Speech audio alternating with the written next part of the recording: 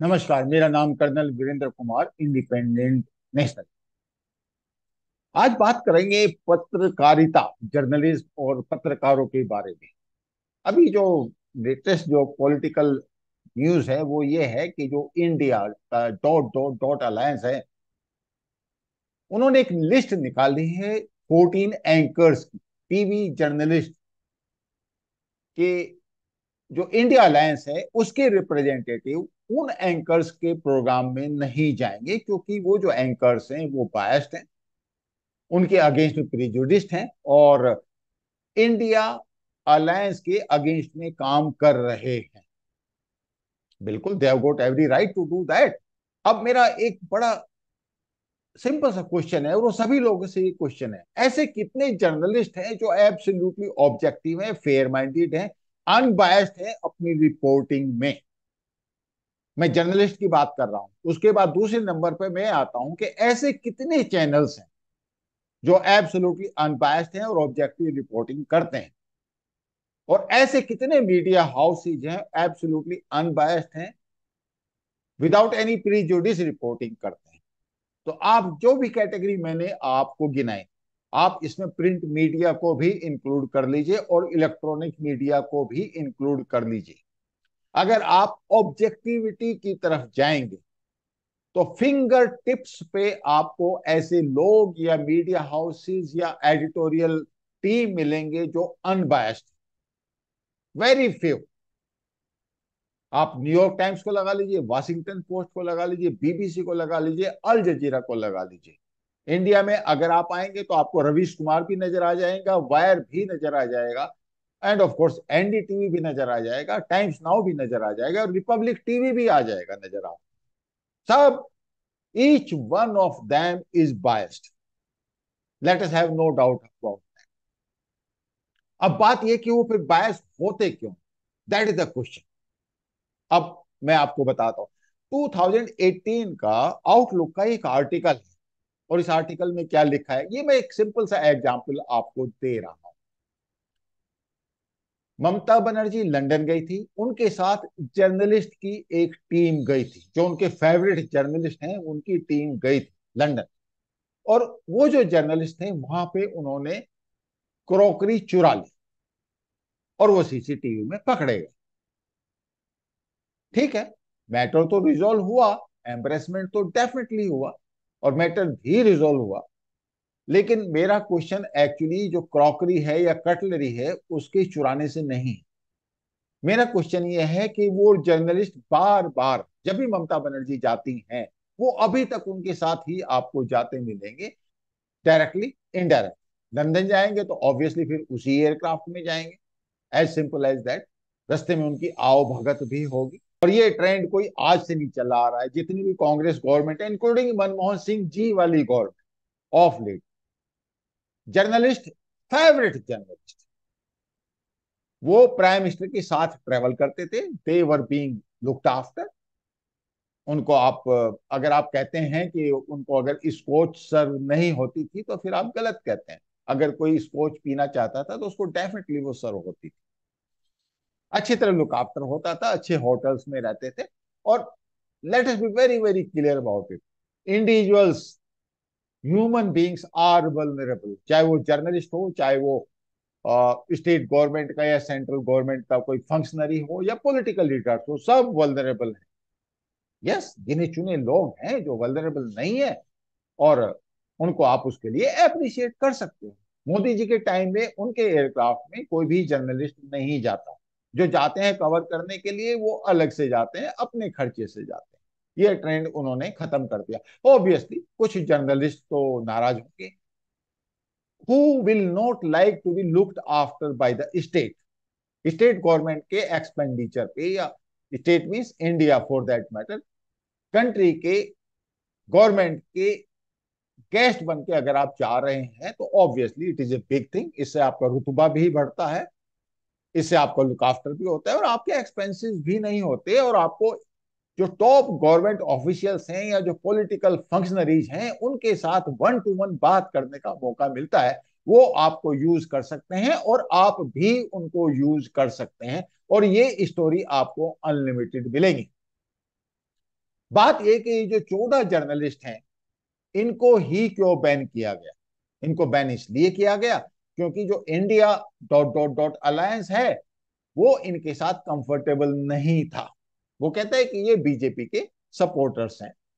होंगे, मैं इसमें मना नहीं करता हूं, होंगे। ऐसी लिस्ट अगर बीजेपी वाले चाहें तो वो भी बना सकते हैं। आप रवीश कुमार से लेके, वायर से लेके, अजीत अंजुम से लेके एक लाइन लगी पड़ी है जो बेसिकली एंटी बीजेपी है और जिनको मोदी के अंदर एक भी खूबी नजर नहीं आती। इनमें से कई तो ऐसे हैं जिन्होंने कहा था कि अगर मोदी 2019 में वापस आ गया तो वो पत्रकारिता छोड़ देंगे। या फिर योगी जी के जब वो अगेंस्ट में कन्वेंसिंग कर रहे थे, ये जर्नलिस्ट कन्वेंसिंग कर रहे थे, ऐसे भी थे उसमें से। तो जो पत्रकारिता का जो धर्म है वो तो उन्होंने बहुत पहले छोड़ दिया। और ये सब के ऊपर मैं लगाता हूं, ऐसा नहीं है कि इनमें से मैं किसी को स्पेयर कर रहा हूं कि कोई बीजेपी वाला है, बीजेपी का सपोर्टर है या कांग्रेस का सपोर्टर है या इंडिया अलायंस का है। जो पॉलिटिकल लीडर्स हैं सब जर्नलिस्ट को कल्टीवेट करते हैं अपने पर्पज के लिए। इसमें किसी को कोई डाउट नहीं होने चाहिए। अगर आप ऑब्जेक्टिविटी ढूंढ रहे हैं तो आपको गिने चुने फिंगर टिप्स पे ऑब्जेक्टिव रिपोर्टिंग करने वाले या ऑब्जेक्टिव एडिटोरियल हाउसेस या ऑब्जेक्टिव मीडिया हाउसेस बहुत कम मिलने वाले हैं। आपको कोई इसमें शक नहीं होना चाहिए। तो फिर बात यह है कि आफ्टर ऑल ये 14 की जो लिस्ट इन्होंने निकाली, ये क्यों निकाली? क्वाइटली वो ये कर सकते थे कि अपने जो उनके जो स्पोक्स पर्सन है उनको वो क्वाइटली इंस्ट्रक्शंस दे सकते थे कि आप इनके प्रोग्राम में ना जाएं, जस्ट डोंट अटेंड। क्वाइटली आप सिर्फ उन प्रोग्राम्स में जाएं जहां पे आपको लगता है कि जो जर्नलिस्ट हैं या जो एंकर हैं वो आपके फेवरेबल हैं। आप वायर के जो प्रोग्राम है उनको अटेंड कीजिए। आप रवीश कुमार जैसे जो जर्नलिस्ट हैं आप उनको इंटरव्यू दीजिए, वो आपकी पब्लिसिटी करेंगे। या फिर ऐसे चैनल्स जैसे आप यू नो साउथ में लगा लीजिए, जैसे डीएमके के फेवरेट चैनल्स हैं। अब डीएमके वाले क्या, उनके तो खुद के ही, they are the owners of the channels, they are big people. तो ये एक काम वो कर सकते थे। तो फिर उन्होंने लिस्ट क्यों निकाली? अब इसमें अगर आप देखिए तो रूबिका लियाकत का भी नाम है। और रूबिका लियाकत ने क्या बोला है इसके बारे में, ये भी मैं आपको बता देता हूं, अभी आप न्यूज पे देख लीजिए। तो रूबिका लियाकत ने कहा कि आप जर्नलिस्ट के ऊपर बैन नहीं लगाते, आप एक्चुअली डरा रहे हैं। अभी आप ओपोजिशन में हैं तब आप डराने की कोशिश कर रहे हैं और साथ में उनको एक हिंट भी दे रहे हैं कि बाई एनी चांस अगर हम पावर में आ गए तो फिर आपके साथ क्या होने वाला है। ऑब्वियसली फिर लोग क्वेश्चन ये भी पूछेंगे कि जो ओपोजिशन पार्टीज कॉन्स्टिट्यूशन के प्रोटेक्शन की दुहाई देती हैं, वो जर्नलिस्ट को, even if they are biased against you, why they can not be faced, why they can not answer the uncomfortable questions. Opposition parties के जो लीडर्स हैं, why they are scared of uncomfortable questions. अब uncomfortable questions तो आप BJP से ही पूछ सकते हैं, ओपोजिशन पार्टीज के अलायंस से ही पूछ सकते हैं, लेकिन ओपोजिशन पार्टी का ये जो अलायंस है, डॉट डॉट अलायंस, इसको प्रॉब्लम है। और what is that problem? Problem यह है कि इनका जो कंफर्ट लेवल है आपस में, वो अभी एक ऐसे लेवल पे नहीं पहुंचा कि जहां पे वो प्रॉबिंग क्वेश्चंस को हैंडल कर सके। फॉर एग्जाम्पल एक सिंपल सी बात है, आप किसी से भी पूछें, किसी भी डॉट डॉट डॉट अलायंस के किसी नेता से पूछें who is going to be your prime minister candidate, तो जो कांग्रेस वाला होगा वो क्या बोलेगा, जो आम आदमी पार्टी वाला है वो क्या बोलेगा, या फिर नीतीश कुमार के जो सपोर्टर्स हैं वो क्या बोलेंगे? Everybody there is a prime minister candidate. Somehow it has so happened that BJP has got Narendra Modi. तो उनका जो कंफर्ट लेवल है क्वेश्चंस के साथ, even if they have not handled certain issues properly, but they can always answer it. But as far as India dot dot dot alliance is concern, उनके पास ऐसे uncomfortable questions जो हैं वो बहुत ज्यादा हैं और उनके आंसर नहीं है उनके पास।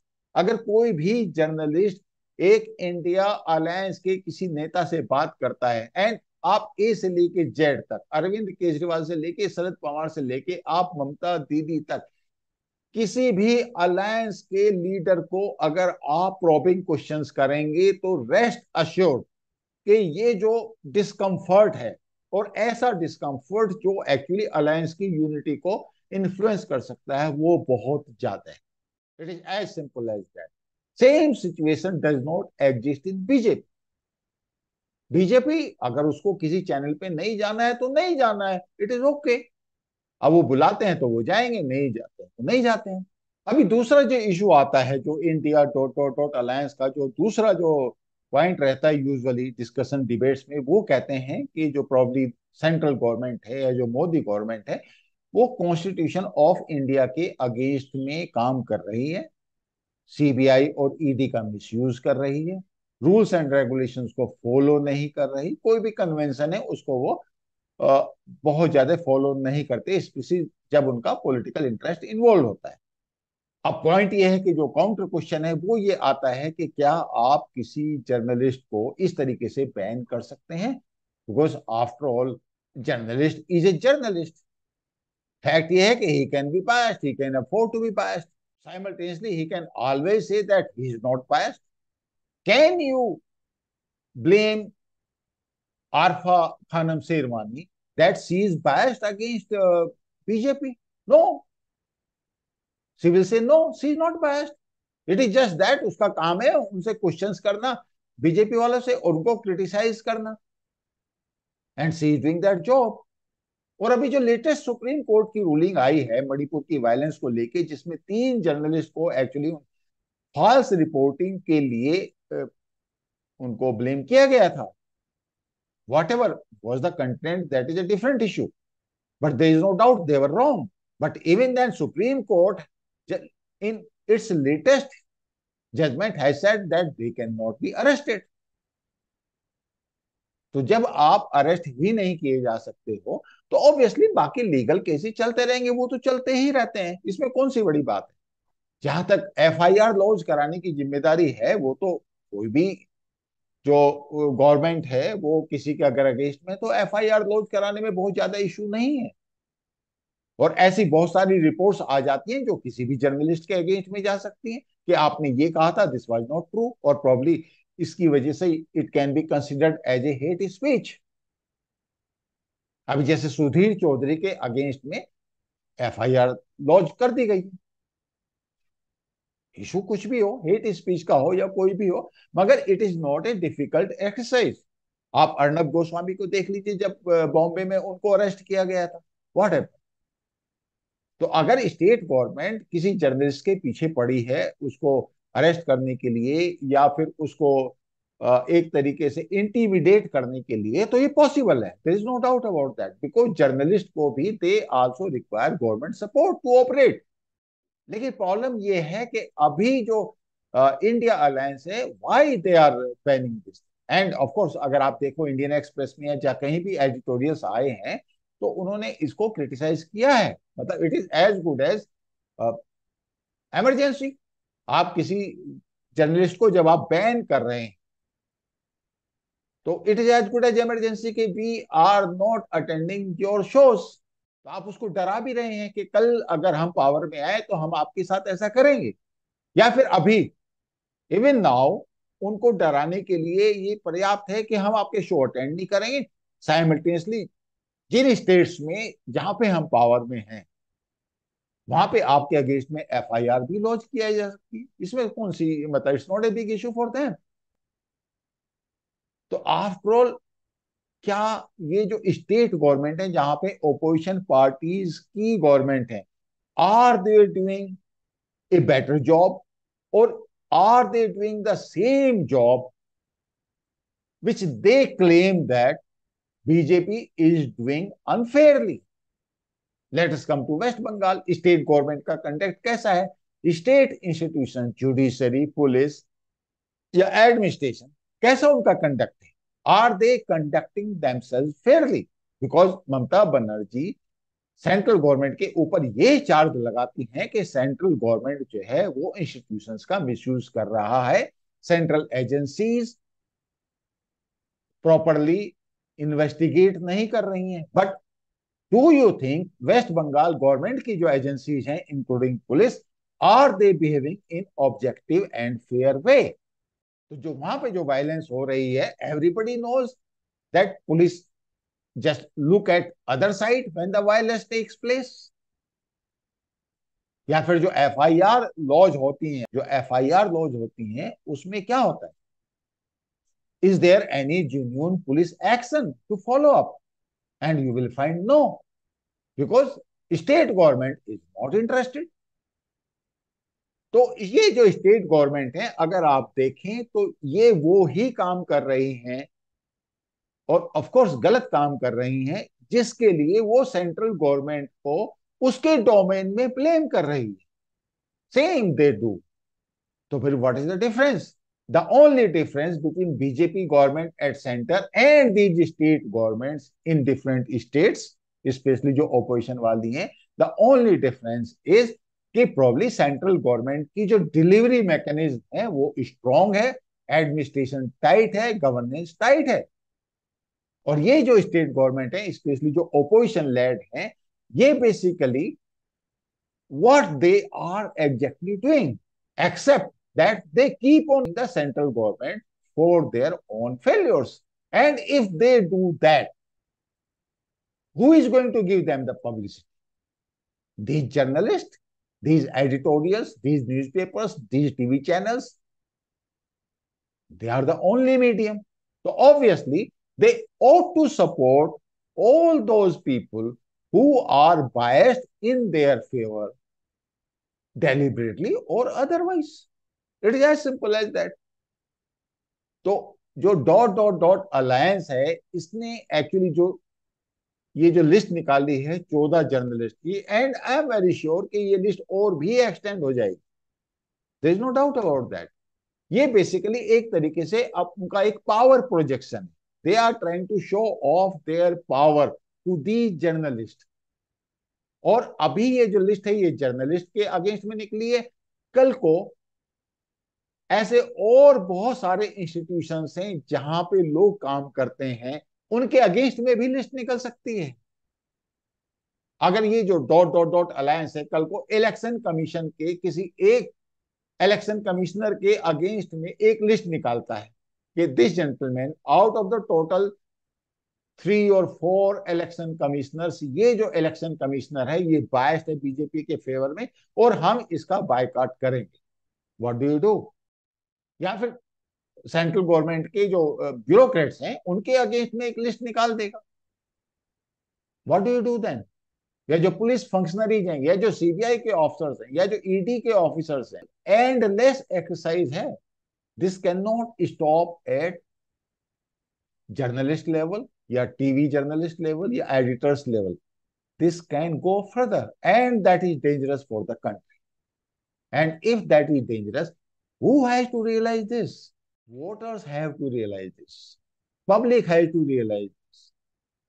कि just because they are worried that they can be asked uncomfortable questions because they are not competent opposition leaders, because इनके अगेंस्ट में करप्शन के चार्जेस हैं, and those charges they are supposed to be explored. And obviously जो journalist है, he has got every right to ask uncomfortable questions, not only to these opposition party leaders, but to BJP leaders as well. But banning the journalist, intimidating them, एक तरीके से actually Congress और उसके जो alliance partners हैं वो उनको emergency की याद दिला रहे हैं। और इनका ये क्लेम कि वो कॉन्स्टिट्यूशन के फेवर में काम कर रहे हैं has got virtually no ground. If they have got the guts, they should face these journalists in a open show, जहां पे वो एंकर हैं, उनको काउंटर क्वेश्चन करें, उनसे पूछें, and obviously they have to go prepared. And if they have to go prepared, rest assured ये जो प्रिपरेशन है ये इस बात के लिए भी होनी चाहिए कि who is going to be the next prime minister of India alliance. Just because you are not sure or you are uncomfortable, don't expect that Arnab Goswami is not going to ask you that question. And how you are going for a seat sharing arrangement in West Bengal, Delhi, Punjab, UP. He is going to ask, and you have to reply that. And even if you don't have to reply, you must have the right excuse. Otherwise आप अपनी कमी को journalist को ban करके छुपा नहीं सकते. It is not possible in modern day India, where social media is so strong. Have no doubt about that. Thank you so much for watching. I will see you in next video. Thank you.